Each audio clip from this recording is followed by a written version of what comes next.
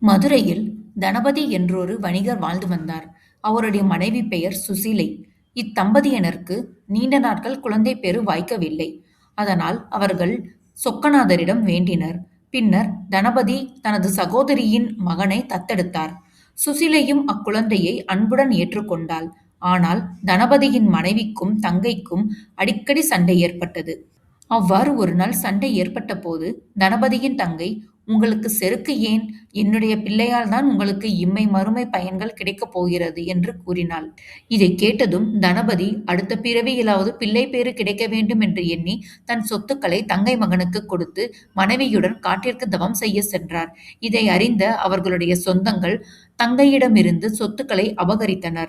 செய்வதறியாத தங்கை இறுதியில் சொக்கநாதரை சரணடைந்தாள். "இறைவனே, தமையனார் தத்துப் பிள்ளையாக என் மகனுக்கு சொத்துக்களை விட்டு சென்றார். ஆனால் உறவினர்கள் பொய் வழக்கு பேசி அவற்றை அபகரித்தனர். யாருமற்ற எனக்கு இவன் ஒருவனே ஆதாரம். அவனும் சிறுவன். எங்களைக் காப்பாற்றுமாறு வேண்டி வழிபட்டு தங்கை சோர்வால் அங்கேயே உறங்கினாள். அப்போது சொக்கநாதர் அவளுடைய கனவில் தோன்றி மறுநாள் உறவினர்களை நீதிமன்றத்திற்கு அழைக்கச் சொன்னார். தாமே பொய் வழக்கைத் தீர்த்து உரிய பங்கை கொடுப்பதாக உறுதியளித்தார். இதைக் கேட்ட தங்கை தெய்வமே ஆதரவு என்று எண்ணி மகனை அழைத்துக் கொண்டு வீட்டிற்கு சென்றார். மறுநாள் அவள் உறவினர்களிடம் சொத்துக்களை திருப்பிக் கேட்க அவர்கள் அவளையும் மகனையும் அடித்து விரட்டினர். அழுதபடியே அவள் வழக்காடு மன்றம் சென்று சொத்துக்களை மீட்டுத் தரக் கேட்டாள். மன்றம் உறவினர்களை அழைத்து வழக்கை நடத்தியது. அப்போது இறைவனார் தனபதியின் உருவில் மன்றத்திற்கு வந்தார். அவரைக் கண்ட உறவினர்கள் நடுங்கினர். அவர் தங்கையையும் மருமகனையும் அணைத்துக் கொண்டு வழக்கை தர்மப்படி தீர்க்குமாறு கேட்டார். விசாரணைக்குப் பின் உறவினர்களின் கூற்று பொய் என மன்றம் கூற, அவர்கள் வந்தவர் தனபதி அல்ல என மறுத்தனர்.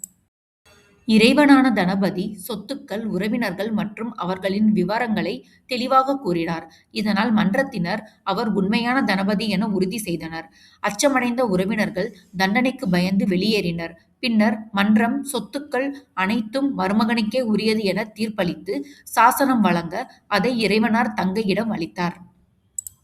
பின்னர் இறைவனார் அனைவரும் காணும் முன் மறைந்தார். அப்போது "மந்தவர் சொக்கநாதரே" என அனைவரும் உணர்ந்தனர்.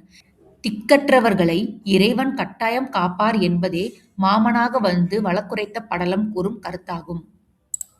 இது போன்ற ஆன்மீக தகவல்கள் மேலும் அறிய சேனலை லைக் பண்ணுங்க, ஷேர் பண்ணுங்க, சப்ஸ்கிரைப் பண்ணுங்க.